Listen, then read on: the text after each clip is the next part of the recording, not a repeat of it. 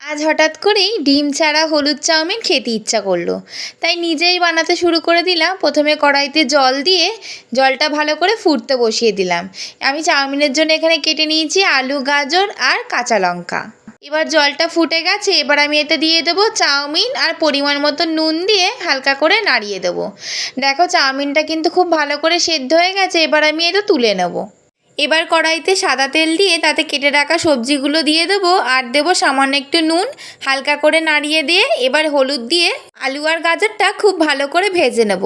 দেখো আমার কিন্তু ভাজাটা হয়ে গেছে, এবার আমি এতে সেদ্ধ করা চাউমিনটা অল্প অল্প করে দিয়ে দেবো আর দেবো গোলমরিচের গুঁড়ো। এই সময় কিন্তু গ্যাসের ফ্লেমটা মিডিয়ামে রেখে চাউমিনটা ভেজে নিতে হবে। দেখো আমাদের কিন্তু চাউমিন একদম রেডি হয়ে গেছে, এবার কিন্তু এটাকে আমরা নামিয়ে নেব। মাঝে মধ্যে কিন্তু এরকম সিম্পল হলুদ চাউমিন খেতে দারুণ লাগে। এবার ওপর থেকে সস ছড়িয়ে দিলেই আমাদের চাউমিন একদম রেডি। ভিডিওটি ভালো লাগলে চ্যানেলটি সাবস্ক্রাইব করে দেবে।